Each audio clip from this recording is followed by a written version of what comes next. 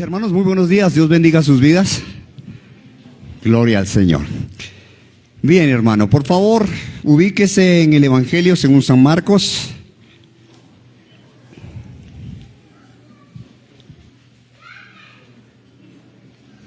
Capítulo 12.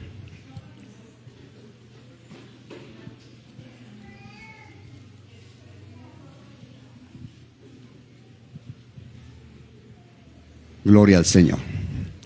Evangelio según San Marcos, capítulo 12. Y hoy nos corresponde la sección del verso 35 a terminar. Bien, me tocó varias cositas, un pasaje un poquito largo. Pero entonces vamos a tratar de resumirlo en 3 puntos, ¿verdad? Vamos a tratar de hacerlo lo más concreto que podamos. Entonces vamos a hablar de preguntas, advertencia y alabanza. ¿Listo? De esa manera nos queda un poco más sencillo. Discúlpenme que voy a saludar a mis hermanos que están aquí por las redes. Dios bendiga sus vidas, hermanos, esta mañana. Esperamos no dejarlos ir de la enseñanza bíblica y poder ministrar sus vidas. Amén. Y a mis hermanos que están aquí, no dormirlos, porque el ambiente aquí está cálido. Hay un excelente grupo esta mañana. Y bueno, aquí como que algunos a veces lo llaman a uno, ¿verdad? Vamos a ver si podemos evitar eso. Y entonces vamos a hablar de preguntas, advertencia y alabanza. ¿De acuerdo? Vamos a tomar el pasaje. ¿Ya están conmigo? Voy, verso 35 al 44 del Evangelio según San Marcos, capítulo 12. Mientras enseñaba en el templo, Jesús decía: ¿por qué dicen los escribas que el Cristo es hijo de David? David mismo dijo por el Espíritu Santo: el Señor dijo a mi Señor, siéntate a mi diestra hasta que ponga a tus enemigos debajo de tus pies. David mismo lo llama Señor. ¿En qué sentido es que es su hijo? Y la gran multitud lo escuchaba con gusto. Y en su enseñanza les decía: cuídense de los escribas, a quienes les gusta andar con vestiduras largas y aman los saludos respetuosos en las plazas, los primeros asientos en las sinagogas y los lugares de honor en los banquetes, que devoran la casa de las viudas y por apariencia hacen largas oraciones. Estos recibirán mayor condenación. Jesús se sentó frente al arca del tesoro y observaba cómo la multitud echaba dinero en el arca del tesoro. Y muchos ricos echaban grandes cantidades. Llegó una viuda pobre y echó 2 pequeñas monedas de cobre, o sea, un cuadrante. Y llamando Jesús a sus discípulos, les dijo: en verdad les digo que esta viuda pobre echó más que todos los contribuyentes al tesoro, porque todos ellos echaron de lo que les sobraba, pero ella de su pobreza echó todo lo que poseía, todo lo que tenía para vivir. Amén. Señor, estamos frente a tu palabra y requerimos de la obra gloriosa del Espíritu Santo para interpretar, para correr, Señor, en estas líneas y poder aprender de ti, Señor. Crecer, Señor, en ti. Obra en cada uno de nosotros. Apártanos de las distracciones, Señor. Permite que nuestro corazón, que ha sido preparado a través de los cánticos, de nuestra comunión, Señor, de nuestras oraciones, esté dispuesto y sea ministrado, Señor. No conozco la necesidad de ninguno de mis hermanos aquí, quizá, o de algunos pocos, pero tú lo sabes, Señor. ¿De qué tenemos necesidad? Y tu palabra dice que antes que pidamos, tú lo conoces, Señor, y que tú nos responderás porque eres un buen Padre. Así de que, Señor, trata con cada uno de nosotros, con cada uno de nuestros corazones, ministra a nuestras necesidades, conforta nuestros corazones y prepara, Señor, nuestras vidas para dar testimonio y anunciar tus virtudes como nos corresponde. Señor, muchas gracias. Amén. Muy bien, mis hermanos. Entonces, primer punto, vamos a hablar de las preguntas. Vamos a ponernos otra vez rápidamente en contexto. Voy a tratar de resumir todo el capítulo 12. Bien. Lo primero que vimos en el capítulo 12 fue cómo los fariseos cuestionan la autoridad del Señor Jesús. ¿Sí? ¿Recuerdan? ¿Con qué autoridad haces estas cosas? Y el Señor Jesús nos enseñaron, les dio una respuesta a través de una parábola. Las parábolas tenían un objetivo, y era que quedaran blancos, quedaran nulos, ¿cierto? No les habló sino por medio de parábolas para que no entendieran y no se convirtieran. Pero en este caso particular nos enseñaron que la parábola la hizo para que ellos comprendieran exactamente lo que Jesús estaba diciendo. La parábola de los labradores malvados. Y los fariseos quedaron absortos ahí. Nosotros somos esos. Lo entendieron perfectamente, se sintieron agredidos, ¿verdad? Seguidamente vemos la alianza de los fariseos y los herodianos. Y esta alianza tenía una intención: tentar a Jesús. ¿Con qué es lícito pagar el impuesto? ¿A quién le gusta pagar impuestos? A ver, la mano arriba de los que les gusta pagar impuestos, de los que tengo aquí presentes. Pues hermano, deberíamos. Eso lo dice la Biblia, debemos pagar impuestos. Y ahora viene reforma tributaria. Pero sin embargo querían era meter en conflictos a Jesús. ¿No les gusta pagar impuestos? No. ¿Con quién está de acuerdo? ¿Con el imperio o con nosotros? Bueno, con ninguno. Cada uno a lo que le corresponde, ¿verdad? Tremenda respuesta del Señor Jesús. Y luego vienen los escépticos. Los escépticos saduceos para preguntar: ¿hay resurrección o no? ¿Será que sí? Y se inventaron una historia, aunque algunos dicen que es cierta, y se inventaron la historia de los 7 hermanos que tuvieron a la misma mujer. ¿Hay resurrección o no? Bueno, ya nos explicaron también acerca de esto, ¿verdad? Entonces quedamos ahí. Pero luego viene uno de los estudiosos, de los famosos ahí, de los fariseos, y saca también de su repertorio y cuestiona a Jesús acerca de cuál es el gran mandamiento, ¿verdad? Este es nuestro contexto. Así de que Jesús está en este pasaje siendo acosado, siendo interrogado de una y otra manera. ¿Con cuál propósito? El propósito era que Jesús dijera algo que pudiera conducirlo a la muerte. Ellos ya habían planeado matarle. Así de que usaron todas las estrategias y aquí las vemos reveladas, ¿verdad? Pero ahora viene como la contraparte. Y entonces Jesús ahora pregunta. Ahora vamos a ver la pregunta de Jesús, ¿no? El pasaje que nuestro hermano Juan Carlos leyó en Mateo es muy diciente con respecto a lo que el Señor hace, ¿verdad? Cuando leímos en Mateo, dice que Él preguntó: ¿de quién es hijo el Cristo? Esa fue la pregunta que hizo, ¿verdad? ¿Y quiénes respondieron? ¿Recuerdan qué dice el pasaje? ¿Quiénes respondieron? Bueno, los rabinos, los escribas y los fariseos respondieron rápidamente: ¿de quién? De Cristo. De Cristo, ¿verdad? Ahora Jesús ya los tiene en el lugar donde los quiere tener. Ya no se les podían volar, ya los tenía en el lugar donde Él los quiere tener. Y ahora entonces su pregunta es, y en el pasaje que nos corresponde de Mateo, dice que mientras enseñaba, les preguntó a los escribas: ¿qué dicen del Cristo? ¿Por qué dicen los escribas que es hijo de David? ¿Por qué? ¿Cuál es la razón por la cual es hijo de David? Y luego les complica la pregunta. Si es hijo de David, ¿cómo es que David ahora lo llama Señor? Y por el Espíritu dice: dijo el Señor a mi Señor, siéntate a mi diestra. Bueno, ¿cómo vamos a responder esa? ¿Quién se anima? ¿Cierto? ¿Cómo le iban a responder? Y los eruditos del momento guardan silencio porque no supieron cómo responderle. No comprendían cómo Jesús o cómo el Cristo era hijo de David y cómo David, siendo ¿quién era David? Porque tenemos que entender también el contexto. ¿Quién era David? David era el rey, ¿sí? ¿Cómo el rey se inclina ante el Cristo? ¿Y cómo lo llama Señor siendo el rey? Bueno, interesante, ¿no? Los dejó un poco bloqueados ahí. Bien. ¿Cómo es que entonces David le llama Señor? Y la Biblia afirma algo interesante. Dice: por el Espíritu. ¿Qué testifica el mismo Señor Jesús con respecto a la Escritura? Que es lo primero que quiero aclarar de este punto de las preguntas. Lo primero que aclara el Señor Jesús de la Escritura es su autoridad. ¿Y cómo pone a la Escritura? Dice: por el Espíritu. Habla de la inspiración de la Escritura. No se está basando en sus propias filosofías. Recuerden que a veces nosotros, para responder rápidamente, sacamos de nuestro repertorio lo que tenemos a mano. Pero Jesús nunca lo hizo así. Siempre lo hizo a través de la Escritura. Siempre sacó la palabra para mostrarles. Y desde ahí, entonces empieza a mostrar su autoridad. Y podemos decir que el Señor Jesús empieza a responderle a los fariseos, ¿con qué autoridad yo hago estas cosas? ¿Con cuál autoridad la hago?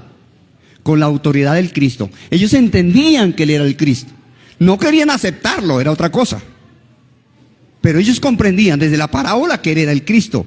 Y entonces Él le responde, ¿con qué autoridad? Bueno, el Cristo es hijo de David, pero David mismo le llama Señor. ¿Cómo ustedes se levantan? Si el mismo rey se inclina. El mismo rey se inclina para adorar al Cristo.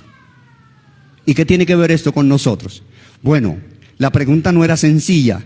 Para su época no sé qué tanta comprensión ellos tendrían de la humanidad de Cristo y de la divinidad de Cristo. Y lo que el pasaje nos deja ver aquí es que Jesús unifica al Cristo como debe ser. Perfectamente o plenamente, completamente Dios y completamente hombre. Por eso tenía que decirle, mi Señor, dijo a mi Señor, inclínate, ¿cierto? Hasta que ponga a los enemigos por estrado de tus pies. Y está mostrando la doble naturaleza de Jesús, su humanidad, pero también su divinidad. ¿De dónde provenía su autoridad? De su divinidad. ¿Cierto? Esto es como, podemos decir que es casi un mazazo que Jesús saca para golpear la hipocresía de los fariseos y el que lo quisieran instigar. Y Él le responde, ¿con qué autoridad? Con la autoridad que soy el Cristo. Y el mismo rey David se inclinará a mí. ¿Cuánto más ustedes? Fuerte, ¿no? ¿Cómo nos iban a sentir atacados? Bien, este es el Señor, nuestro Rey, al que nosotros adoramos. Además, todos nosotros debemos recordar un hermoso y corto libro, que es el libro de Ruth. ¿Sí recuerdan el libro de Ruth? Bueno, a veces las que se han hecho expertas en el libro de Ruth son las damas. Sí, parece que ese libro fuera específicamente para las damas. No, ese es para toda la iglesia. Y tiene que ver con algo interesante de esta doble personalidad de Jesús. O de esa, sí podemos decir personalidad, o de esa fusión más bien. De esa fusión de que Él es Dios y es hombre. Y es que para que el Cristo califique debía ser nuestro pariente redentor. ¿Y qué es el pariente redentor? El pariente redentor es alguien que tiene relación con nosotros y nos puede rescatar. Si no hay ese parentesco, no se podía redimir. No se podía redimir. Además, el pariente redentor debía querer redimir. Y Jesús quería redimirnos, claro que sí. Pero para poderlo hacer, tuvo que ser nuestro pariente redentor. Y por eso debió pasar por la humanidad nuestra. Y dice el libro de Filipenses que se humilló hasta la condición de hombre. Dejó su trono de gloria para que tú y yo, como parientes de Él, pudiésemos ser comprados. Y a mí la palabra redención me llama profundamente la atención. Los que explican el significado de esta palabra dicen que redención significa ser comprado del mercado de la esclavitud y hecho libre. O sea, tú eres un pariente redentor, que eras un esclavo, que no tenías libertad, y que Cristo, tu pariente redentor, porque es el Cristo, del cual se doblará toda rodilla y confesará su nombre, Él pagó por ti, y por eso es tu Señor. ¿Con qué autoridad haces estas cosas? Con la autoridad de ser el pariente redentor, con la autoridad de ser el Cristo, con la autoridad de que he pagado por ti. Así de que nuestro sacrificio no debería ser nuestro sacrificio, debería ser nuestra expresión de gratitud. Debería ser nuestra alabanza. La pregunta los dejó flechados. Tenemos que ver que ya los tenía donde quería y ellos dijeron eso. Pero el verso 46 del pasaje que nuestro hermano leyó en Mateo dice, y nadie le podía responder. Y nadie quiso preguntarle nada más. Los dejó con la boca cerrada. ¿De quién es hijo? El Cristo. ¿Por qué dice la Escritura que es hijo de David? Porque Él, hermano, es tu pariente redentor. Porque Él vino para ocupar tu lugar. Porque Él vino para redimirte de la esclavitud. Cuando vemos nuestras negligencias, cuando vemos nuestras conductas, nos sentimos miserables, ¿verdad? Pero cuando vemos a nuestro amado pariente redentor, es glorioso. Recordemos otra vez a Ruth. ¿Cómo llegó Noemí? ¿Cómo volvió a su tierra? Dice que ya no le llamaran más Noemí, que ahora la llamaran Mara, amargura. Porque había salido llena, pero había vuelto con las manos vacías.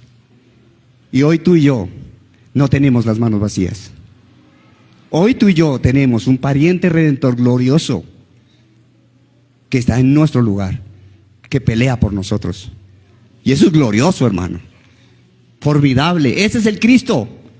Y por eso tiene autoridad. No nuestra elocuencia. Porque ellos pelearon por eso. Hicieron sus preguntas. Montaron sus intrigas. Pero con esta sencilla pregunta no pudieron. Yo creo que en la época nosotros también no hubiésemos respondido. Pero como la revelación es progresiva, tú y yo hoy tenemos más luz que ellos. Y no somos eruditos, pero esta preciosa y bendita palabra nos dice hoy que nuestra posición es diferente. Ya no eres esclavo, ya no eres Mara, no eres amargura. Hoy estás bendecido, hoy estás bendecida. Ese es nuestro Cristo. Así es de que la pregunta tiene respuesta hoy. Y la respuesta, espero, satisfaga nuestro corazón y responda a nuestras inquietudes. ¿Has llorado esta semana? ¿No te han ido bien algunas cosas? ¿Has pensado en la crisis? ¿Nos hemos preguntado para dónde va el gobierno? Bueno, tranquilos, todo eso está ahí. Pero nosotros tenemos a nuestro amado Cristo. Y Él pelea por nosotros. Así que, hermanos, vamos adelante, ¿verdad? Glorioso. Bien, vamos a las advertencias ahora. Eso voy a ir borrando, ¿cierto? Bien, vamos a las advertencias. Segundo punto. Ahora el verso 38, vamos a tomar el verso 38 hasta el 40 para hablar de nuestro segundo punto, que son las advertencias. Y en sus enseñanzas les decía, cuídense. ¿De quién? Cuídense de los escribas, cuídense de los fariseos. A quienes, ¿qué les gusta? Les gusta andar con vestiduras largas. Aman los saludos respetuosos. Bueno, hay varias actitudes que tenían estos personajes, ¿de acuerdo? Cuando nosotros vamos a los grados, ¿cuál es la característica cuando hay grados? ¿Sí recuerdan cuál es la característica más sobresaliente de los grados? ¿No la recuerdan? ¿Recuerdan que cuando hay todos botan el birrete, ¿cierto? ¿Y todos van de qué? Todos van de toga, ¿sí? Y entonces uno dice, ¿quiénes son los graduandos? ¿Quiénes son los que hoy son festejados? Bueno, los fariseos, dice la escritura, que les gustaban las vestiduras largas, ¿sí?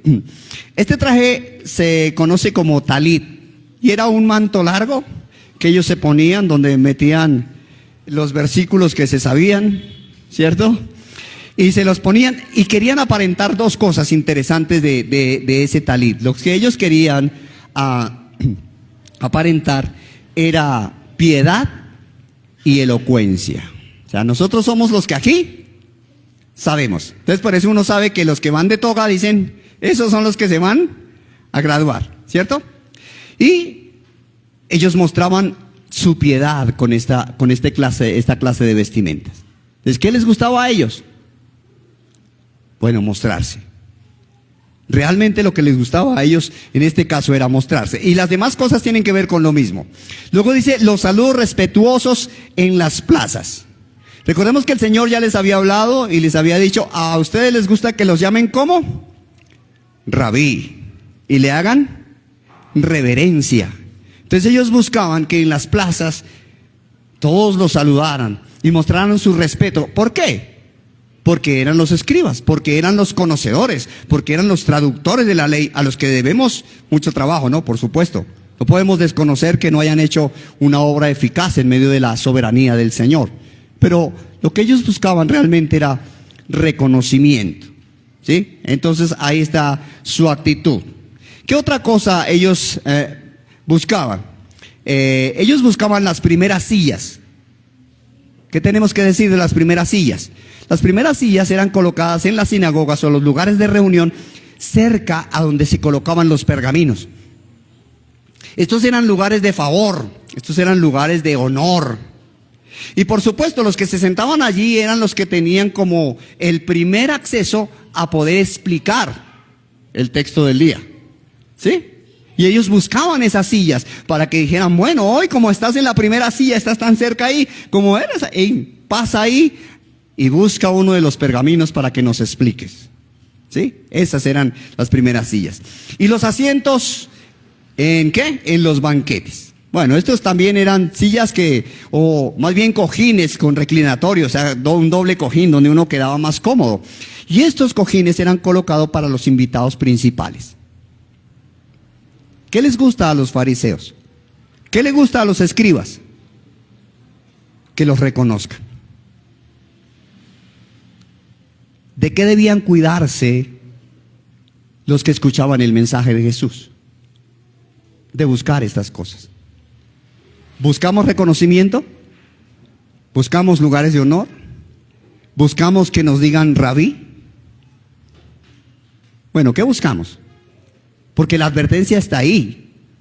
Pero el texto no para ahí, ¿cierto? El texto dice que devoran la casa de las viudas. Era una actitud muy equivocada de parte de los escribas. ¿A quién buscaban despojar? A las personas vulnerables, por decirlo de alguna manera. Las viudas y los huérfanos, donde no hay quien les defienda. Tenemos que recordar que la estructura de la vida económica de Israel giraba en torno a las tierras y a las posesiones que se tenían. Y por supuesto, cuando una viuda quedaba viuda, como no figuraba en la lista, fácilmente podían despojar sus tierras. Y ellos se apoderaban de eso. ¿Y de qué podían vivir las pobres viudas entonces?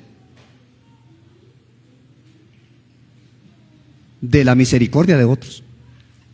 Pero no estaba bien. Y ahí no para el asunto. Entonces, ¿qué les gustaba? Enriquecerse. ¿Cómo está nuestro amor por el dinero? Ojo, no es que no podemos tener dinero, es que no debemos amar el dinero. Y si aplicamos bien la escritura, el sabio Salomón dice, el dinero sirve para todo, ¿cierto? Para todo. Pero, ¿dónde está nuestro corazón? ¿Cómo funciona? Y esto tiene que ver mucho con la alabanza ahorita de la viuda. Porque aquí se nos prohíbe el hecho de que coloquemos nuestra confianza en las finanzas. Nuestra confianza debe ser el Señor, aunque el dinero nos es necesario, ¿verdad? Lo necesitamos. Entonces cada cosa en su lugar, igual que dada al César, bien, ya lo tienen claro, ¿cierto? Que ya no lo explicaron. Y a Dios lo que es del Señor. Bueno, muy bien. Así de que ellos se apoderaban, despojaban a las viudas. Pero aparte de eso, el texto termina o remata esa advertencia diciendo, y por apariencia, ¿qué hacen?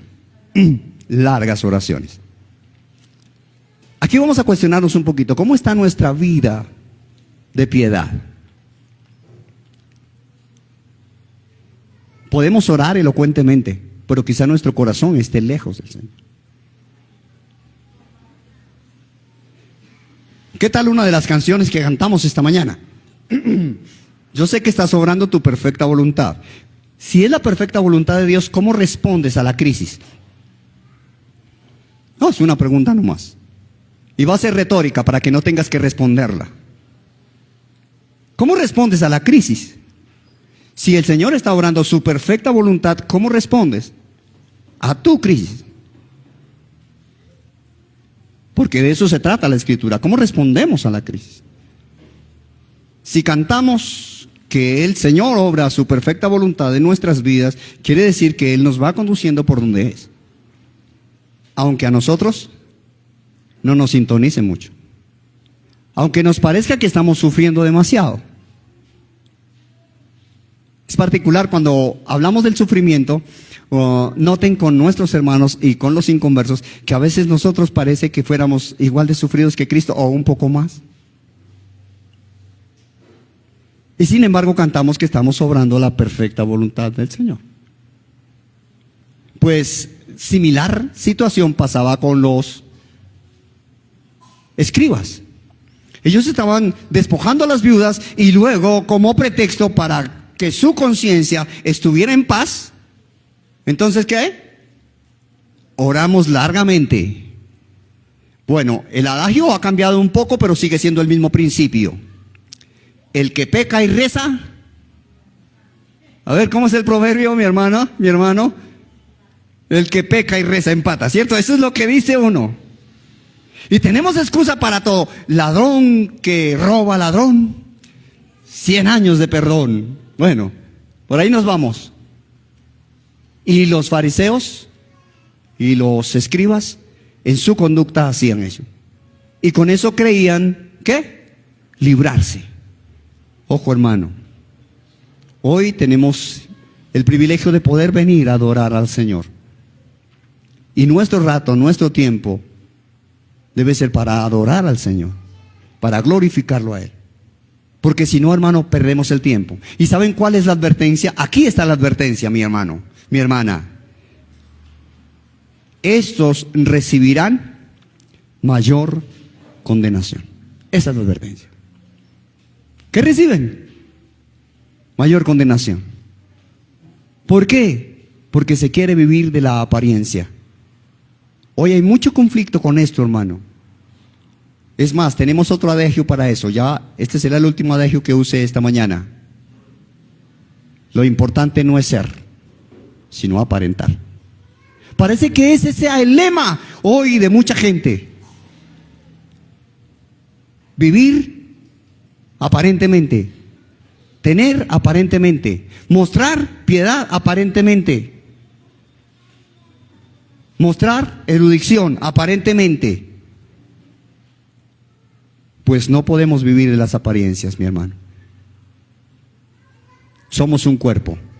Y la Escritura nos dice no que debemos aparentar, sino que debemos confesar nuestros pecados los unos a los otros para ser sanados. Uy, eso qué bravo es, hermano. Qué difícil es confesar nuestras debilidades a un hermano y pedirle que ore por nosotros. Qué difícil es. Hoy preferimos sacar nuestra credencial. Y bueno, todo lo solucionamos como, ¿cómo vas? Bien.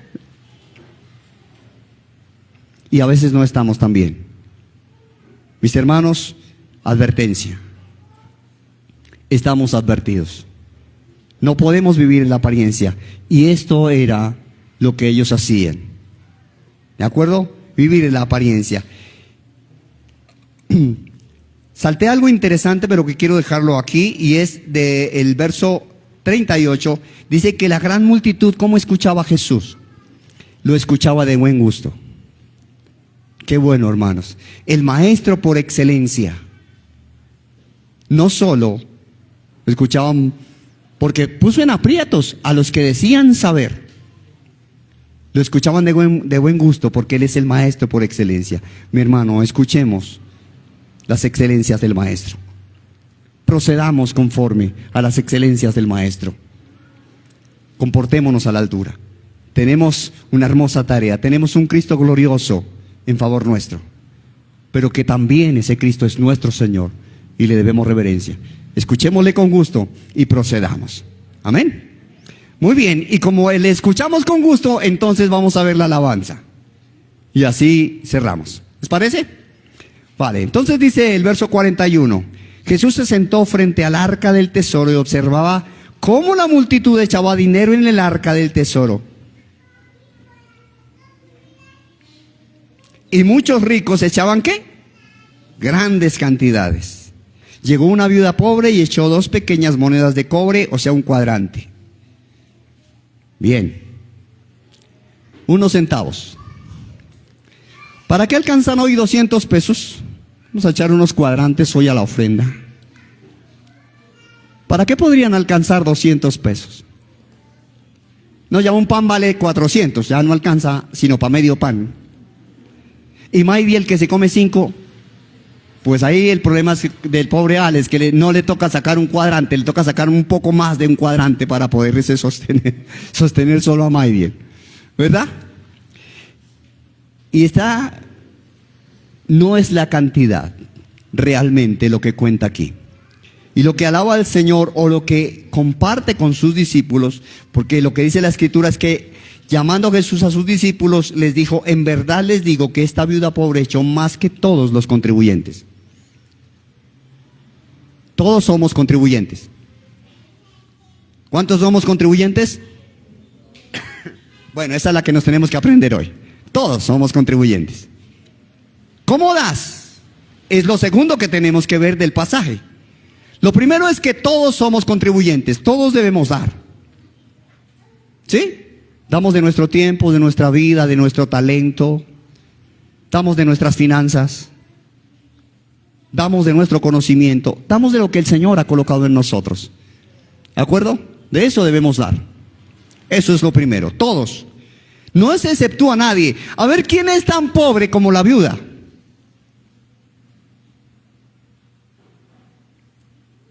Creo que no hay nadie tan pobre como la viuda. Para que tenga que vivir, más o menos serían los cuadrantes, por lo que dicen, un denario era lo que se ganaba en el día, y esto venía a ser como la cuarta parte de un denario. Entonces podríamos decir que hoy el día de un trabajador está ¿en qué? ¿En cuánto, mis hermanos? ¿En cuánto? ¿En 33,000 pesos? Bueno, la hermana que sabe más o menos de finanzas nos dice que 33,000 pesos, o sea que la cuarta parte de 33,000, ¿cuánto vendría a ser? Unos 8,000 escasos, ¿cierto? No alcanza los 8,000. Bueno, entonces aquí las damas, que son una maravilla para multiplicar las cosas, les vamos a entregar 8,000 pesos para el diario.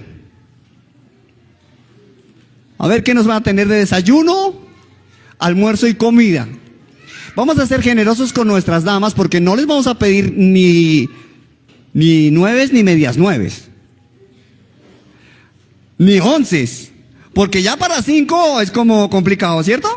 Pero para las 3, ¿cómo hacen? Con 8,000 para desayuno, almuerzo y comida, ¿cómo hacen? Bien complejo, ¿no? Bien difícil. Pero ahora esta mujer generosa en el Señor, de todo su corazón toma esos 8,000 y los echa en el arca de la ofrenda.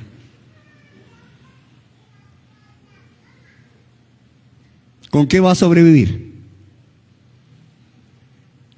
Tremendo, ¿no? ¿A quién le costó más dar? ¿Al que le sobró? Y dijo: yo tengo estos, me sobran estos 20,000 hoy. Estos 33,000, estoy cuadrado. Me pagaron el dominical doble, echemos los 33,000. O la viuda que dio los 8.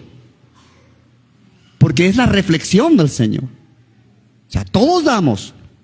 Pero lo segundo que el Señor manifiesta es: ¿con qué corazón das? ¿De qué manera echas tus 8,000? Que no pueden representar mucho, pero ¿cuál es tu corazón para dar? No estoy seguro si fue el hermano Miguel Núñez o Sugel Michelén dijo esto acerca de este pasaje.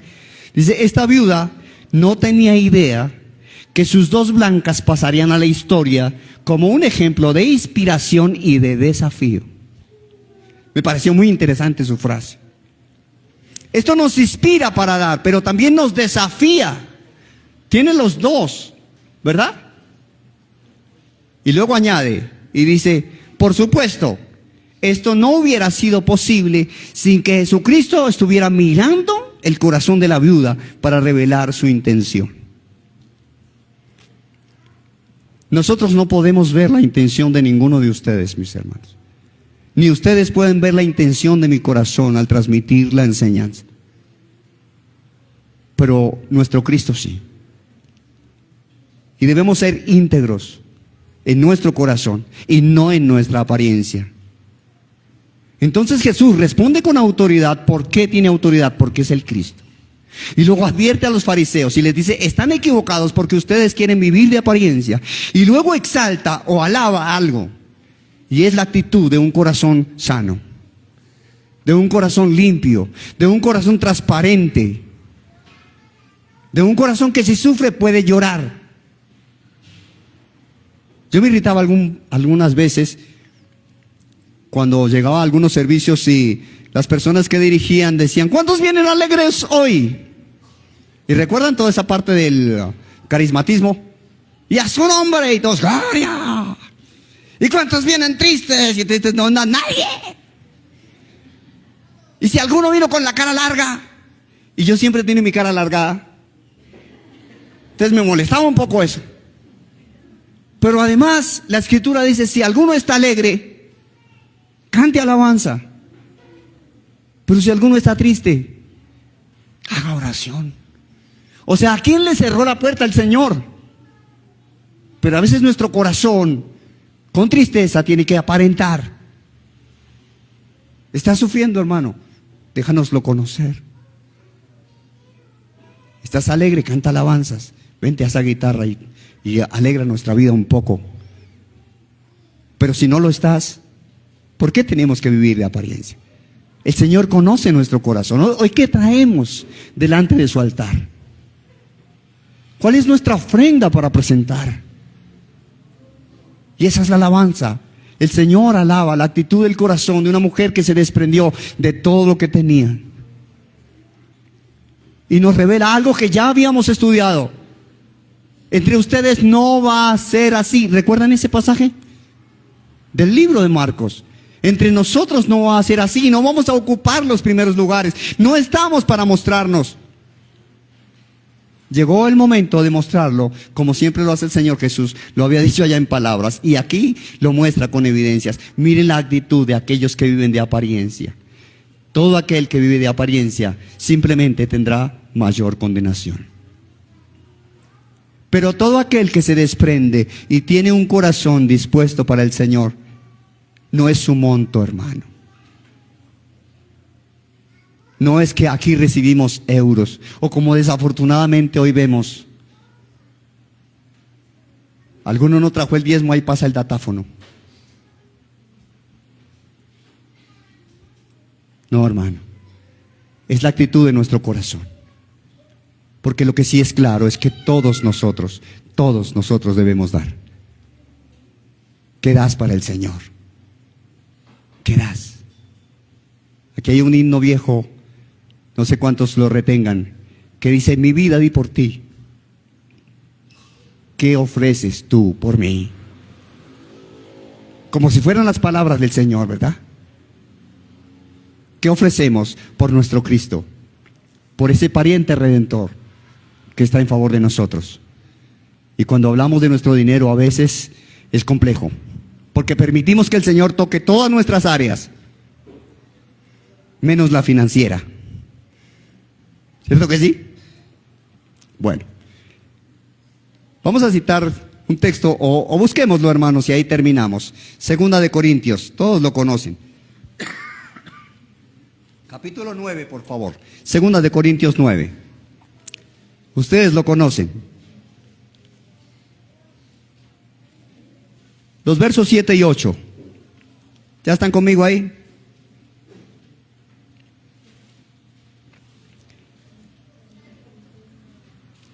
Que cada uno dé como propuso en su corazón, no de mala gana, ni por obligación, porque Dios ama al que da con alegría.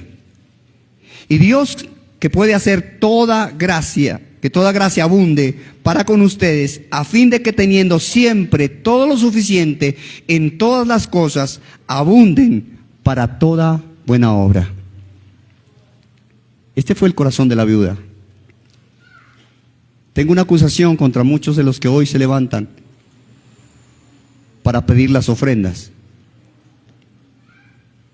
Y es el hecho de cómo manipulan nuestro sentido y nuestro corazón. Porque si usted da generosamente, segará el que no siembra. Y a veces la gente no da con alegría. La gente da porque espera recibir. Ese no es el principio de la Escritura. Ese no es el principio de alabanza que el Señor dio a la viuda. El principio es cómo da tu corazón. ¿Das por necesidad? Hermano, si es por necesidad, guarda tus 2 cuadrantes y cómprate el medio pan. No des. ¿Sí? Si es por jactancia, no des, porque tendrás mayor condenación. Pero la Escritura dice que el Señor nos dará gracia para que seamos generosos. ¿Dónde está nuestra generosidad? ¿Qué damos? Y vuelvo a repetir, no es solo dinero, hermanos. Hay muchas cosas para dar. Hay muchas cosas para dar. Yo siempre he dicho que no sabemos en qué momento Dios va a ministrar nuestras vidas en la parte del servicio, del culto. Porque a veces un cántico es suficiente y en ese cántico tú recibiste lo que el Señor tenía para ti. Pero muchas veces es el abrazo de tu hermano, el saludo cariñoso de alguien que hacía días no veía y pudiste estrechar la mano de él. A veces es la prédica. Todo eso influye porque somos un cuerpo que nos necesitamos. Y el Señor sabe de qué tienes necesidad. Bueno, mi hermano, responde a la pregunta. Cuídate de la advertencia. Y hermano, si tu corazón es sano, recibe la alabanza de parte del Señor. Manifestamos tu gracia, Señor, sobre nuestras vidas. Y es la única manera, Señor, en que podemos acercarnos a tu trono de gloria, de gracia y de perdón, Señor. En esos méritos espléndidos de aquel que no escatimó ni a su propio Hijo, sino que lo entregó por todos nosotros. Y que un día gobernará con justicia y aparecerá, Señor, para pagar a cada uno según sea su obra. Gracias, Señor, por amarnos. Gracias por escondernos en ti. Gracias por tu bendita palabra que revela nuestros corazones, que nos refleja, Señor, en nuestras actitudes, pero que también nos llena de esperanza, que también nos llena de aliento para que caminemos y nuestros corazones sean confortados en la disposición del cuerpo glorioso de Cristo que has preparado, Señor, en los lugares, Señor, en los diferentes entes y la manera que tú haces, Señor, con cada uno de nosotros para conducirnos y completar tu maravillosa obra, tal y como dice tu palabra, hasta que lleguemos a la medida de la estatura de ese varón perfecto. Señor, gracias. Mira nuestras almas, Señor. ¿De qué tenemos necesidad? Tú lo sabes. Y responde a cada uno de nosotros, Señor. Te honramos a ti, Señor. Nuestra alabanza, nuestro cántico, nuestras voces, nuestra oración, para aquel que todo lo puede, que todo lo sabe. Ese eres tú, Señor. Te damos gracias por alumbrar nuestras almas, Señor, por permitirnos llegar a tu palabra. Alienta nuestros corazones aún más, Señor. Y ayúdanos, Señor, para que la comunión de nuestros hermanos, Señor, podamos disfrutarla, para que las verdades de tu palabra corran velozmente y transformen nuestros corazones. Alienta nuestras vidas, majestuoso Señor. Te adoramos, ahora y siempre, majestuoso Dios. Amén.